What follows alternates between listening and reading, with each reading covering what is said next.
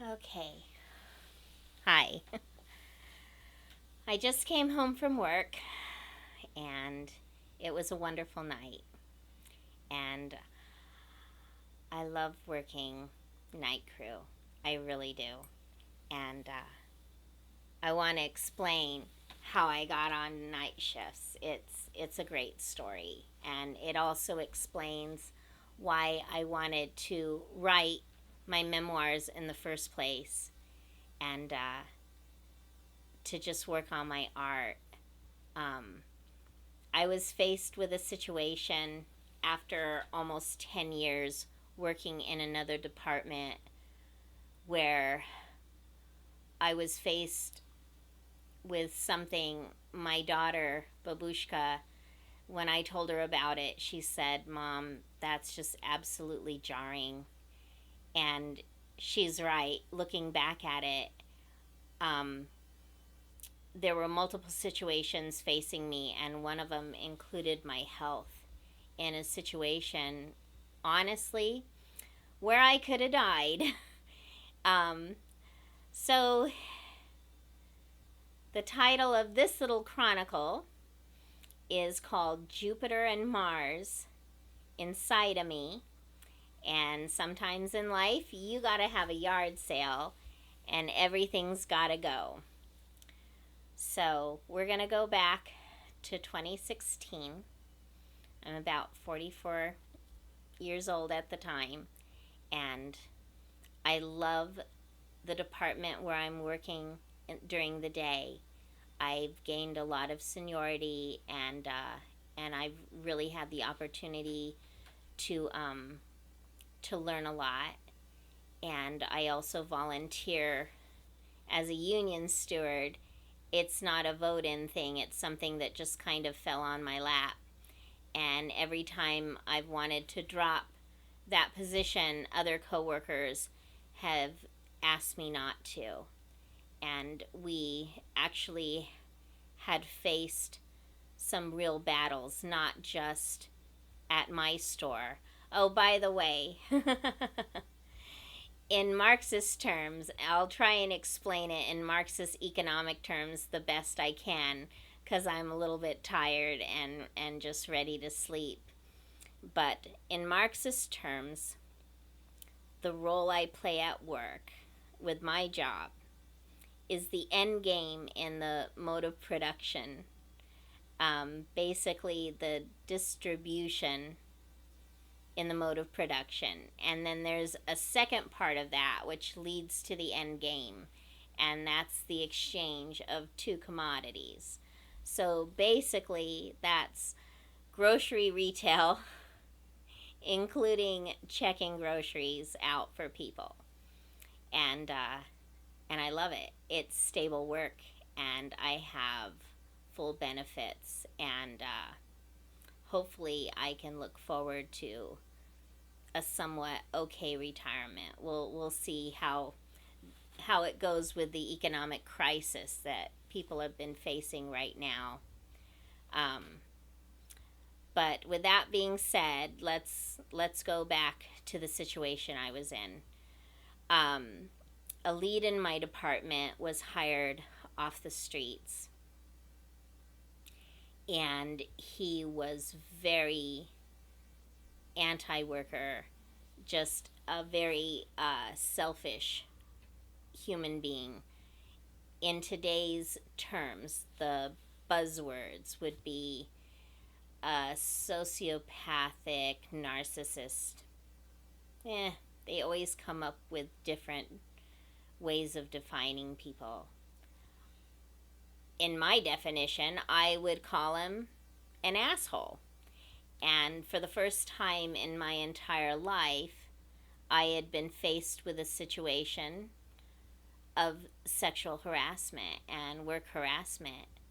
And because we had won some battles against the company, just little things, but really they were kind of big things.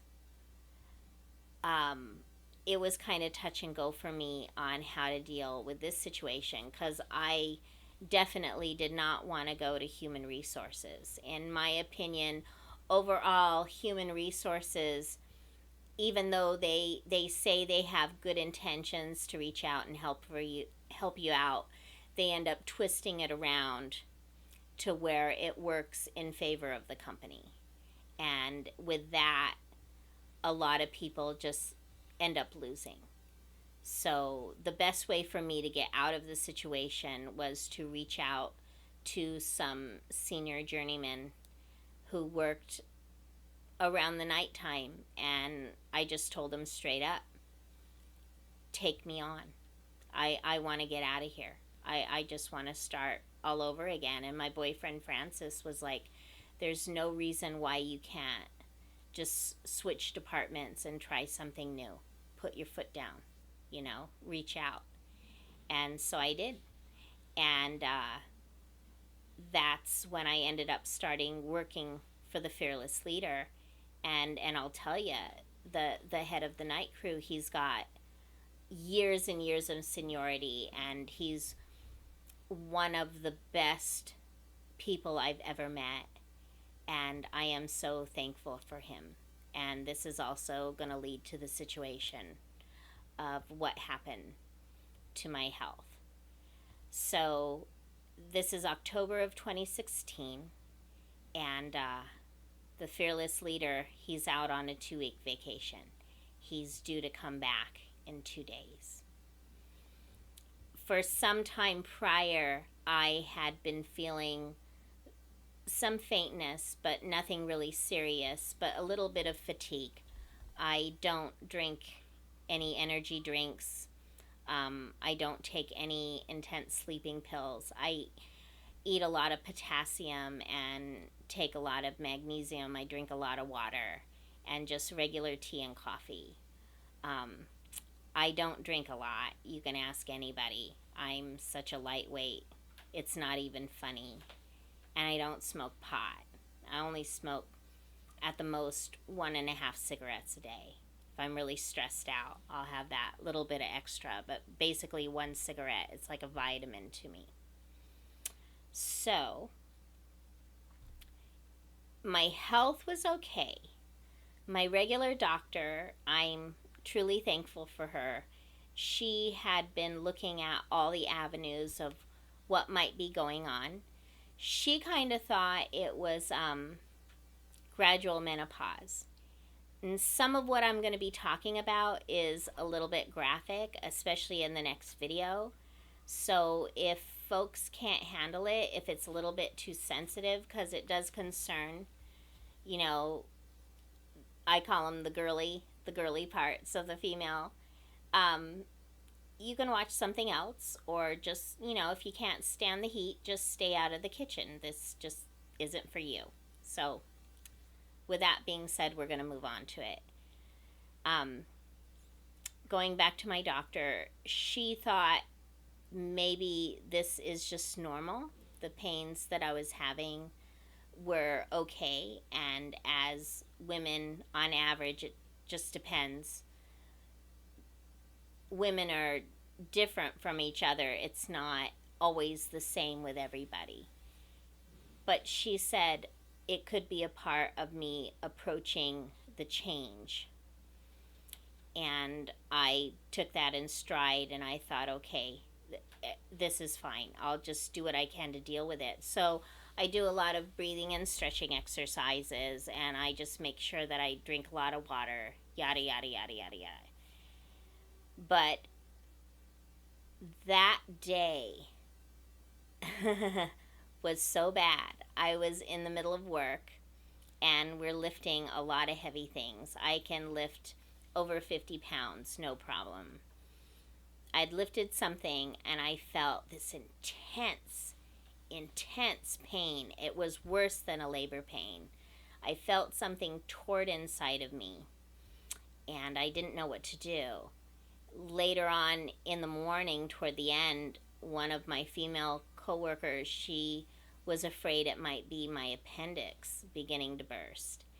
And when you're in an emergency situation where something's happening to you, you don't really think. You don't you don't really focus on what's needed. In your mind, you're thinking, oh, everything's going to be fine.